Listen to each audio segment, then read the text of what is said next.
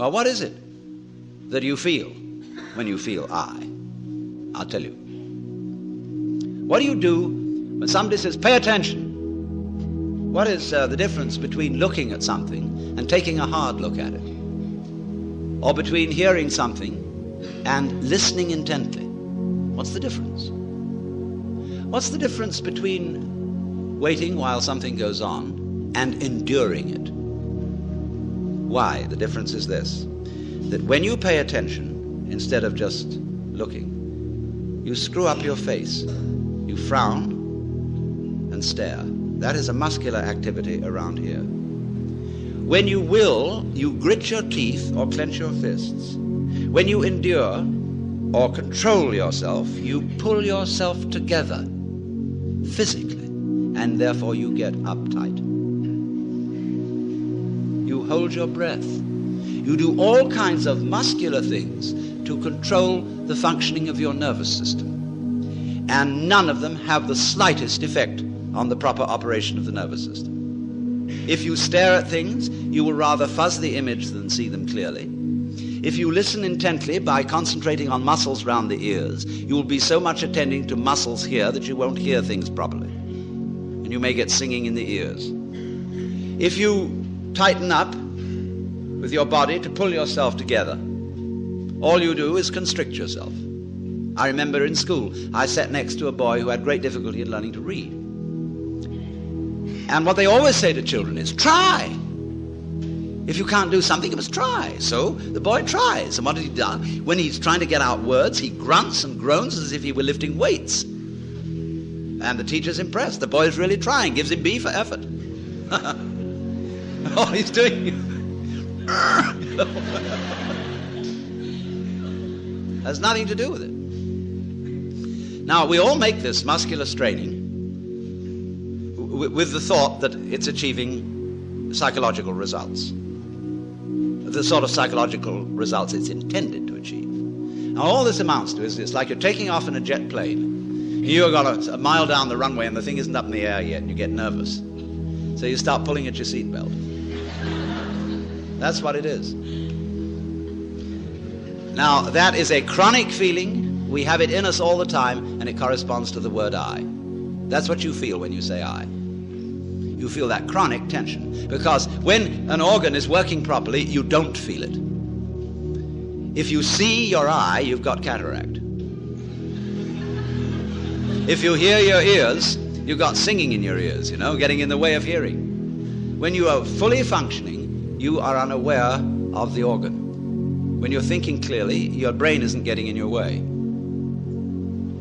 Actually, of course, you are seeing your eyes in the sense that everything you see out in front of you is a condition in the optic nerves at the back of the skull.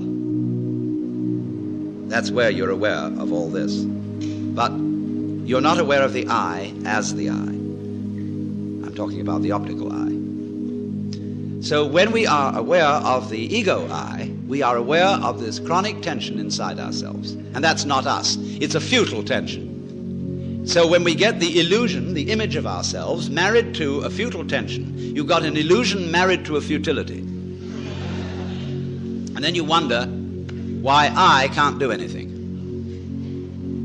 Why I feel in the face of all the problems of the world impotent. And why I somehow cannot manage to transform I. Now here we get to the real problem. Because we're always telling each other that we should be different. I'm not going to tell you that tonight. Why not? Because I know you can't be. Nor can I. That may sound depressing, but I'll show you it isn't. It's very heartening. But everybody, you see, who is at all sensitive and awake to their own problems and human problems is trying to change himself. We know we can't change the world unless we change ourselves. If we're all individually selfish, we're going to be collectively selfish. If we don't really love people and only pretend to, somehow we've got to find a way to love. After all, it's said in the Bible, thou shalt love the Lord thy God and your neighbor as yourself. You must love. Yeah, we all agree. Sure. But we don't. fact, one psychologist very smartly asked a patient, "With whom are you in love against?"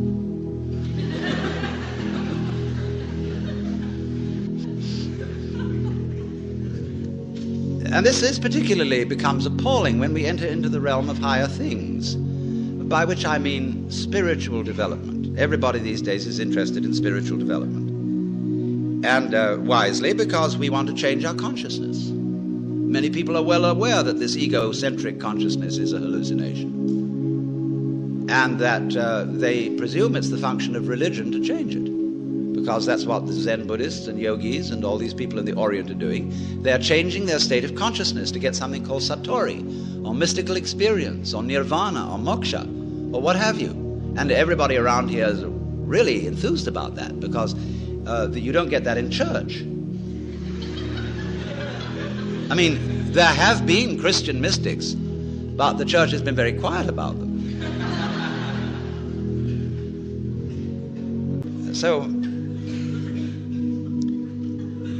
But in pursuing these spiritual disciplines, yoga and Zen and so forth, and also psychotherapy, there comes up a big difficulty. And the big difficulty is this. I want to find a method whereby I can change my consciousness. But therefore to improve myself. But the self that needs to be improved is the one that is doing the improving. And so I'm rather stuck. Oh, people go and study Zen. And they come back and say, wow, getting rid of your ego is a superhuman task. I assure you it's going to be very, very difficult to get rid of your ego. You're going to have to sit for a long time and you're going to get the sorest legs. It's hard work. And all you wretched kids who think you're getting rid of your ego on part or something or other and easy yoga, you don't know what you're in for when it really comes down to the nitty-gritty. Well, you know, the biggest ego trip going is getting rid of your ego.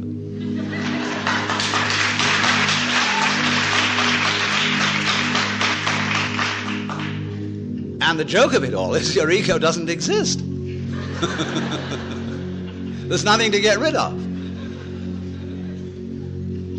It's an illusion, as I tried to explain. But you still want to ask how to stop the illusion. Now, who's asking? I mean, do you think, in the ordinary sense in which you use the word I, how can I stop identifying myself with the wrong me? Well, the answer is simply you can't.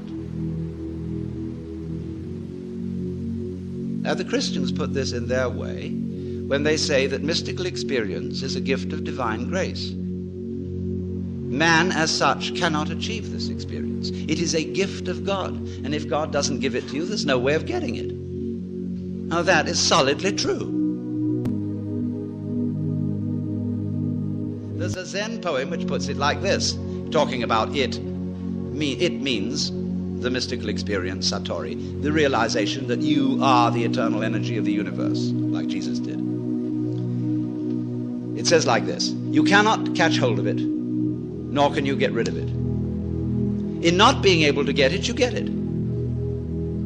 When you speak, it's silent. When you are silent, it speaks.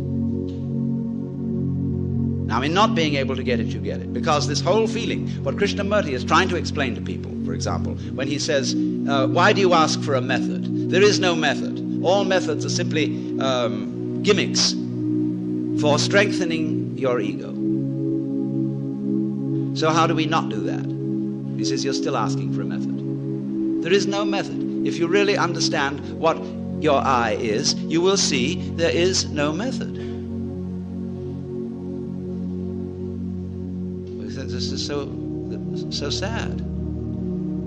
But it's not. This is the gospel, the good news. Because if you cannot achieve it, if you cannot transform yourself, that means that the main obstacle to mystical vision has collapsed. That was you. What happens? You can't do anything about it. You're at your wit's end. What are you going to do? Commit suicide? But supposing you just put that off for a little while. Wait and see what happens. You can't control your thoughts. You can't control your feelings, because there is no controller. You are your thoughts and your feelings. And they're running along, running along, running along. Just sit and watch them. There they go. You're still breathing, aren't you? Still growing your hair? Still seeing and hearing? Are you doing that?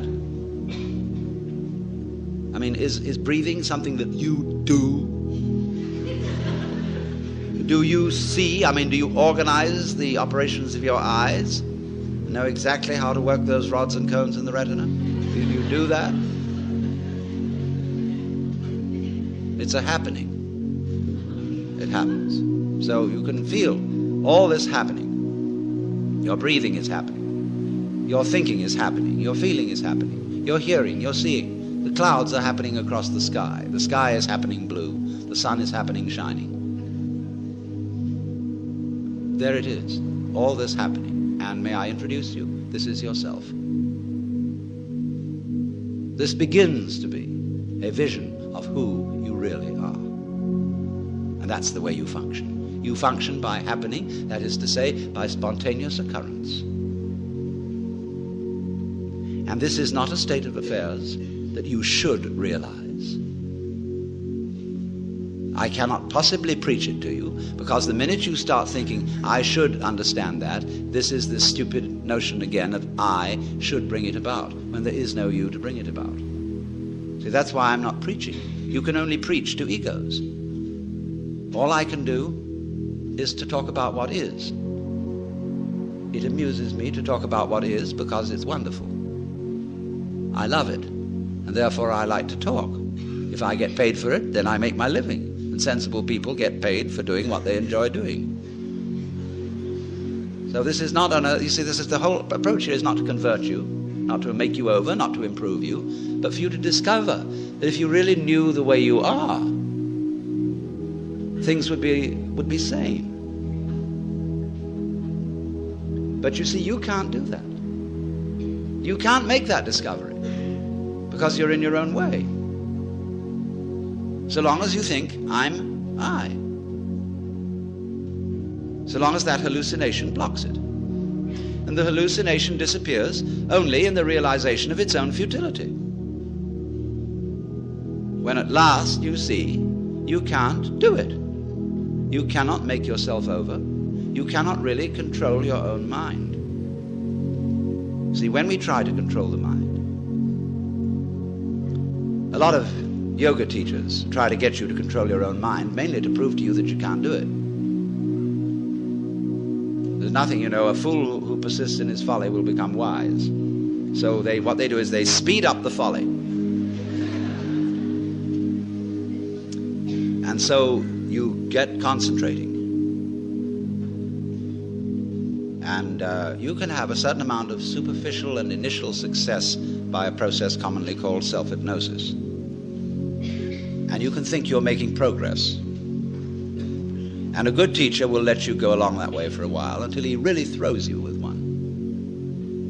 Why are you concentrating? See, Buddhism works this way. Buddha said, if you suffer because you desire, and your desires are either unattainable or always being disappointed or something. So cut out desire. So those disciples went away and they stamped on desire, jumped on desire, cut the throat of desire, and threw out desire. But then they came back and Buddha said, but you are still desiring not to desire. They wondered how to get rid of that. So when you see that that's nonsense, there naturally comes over you a quietness. In seeing that you cannot control your mind, you realize there is no controller.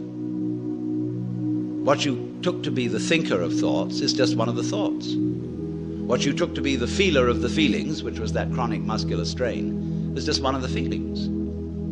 What you took to be the experiencer of experience is just part of the experience. Well, anyway, when come to see that you can do nothing, that the play of thought, of feeling, etc., just goes on by itself as a happening,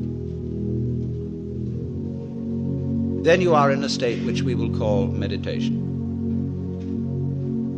And slowly, without being pushed, your thoughts will come to silence. That is to say, all the verbal, symbolic chatter going on in the skull. Don't try and get rid of it, because that will again produce the illusion that there's a controller. Just, it goes on, it goes on, it goes on, and finally it gets tired of itself and bored and stops. And so then there's a silence. And this is a deeper level of meditation. And in that silence, you suddenly begin to see the world as it is. And you don't see any past, and you don't see any future. You don't see any difference between yourself and the rest of it. That's just an idea. You can't put your hand on the difference between myself and you. You know, you can't blow it, you can't bounce it, you can't pull it. It's just an idea. You can't find any material body, because material body is an idea. So is spiritual body. This is somebody's philosophical notions. See, reality isn't material. That's an idea. Reality isn't spiritual. That's an idea. Reality is.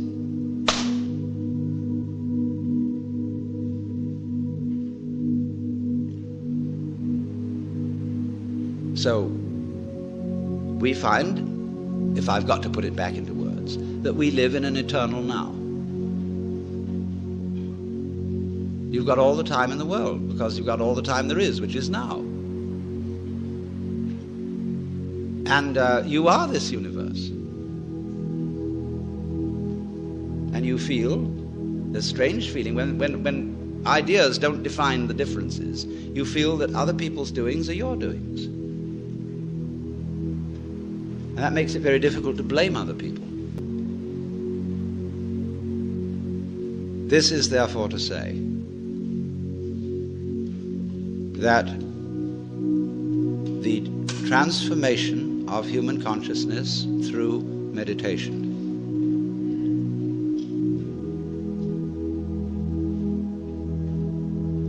is frustrated.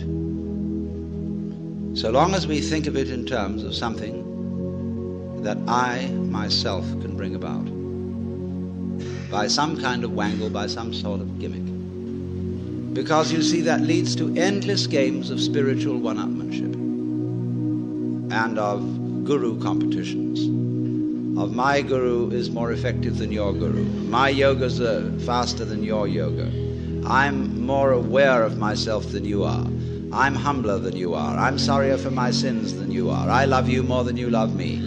This interminable goings on about which people fight and wonder whether they are a little bit more evolved than somebody else and so on. All that can just fall away. And then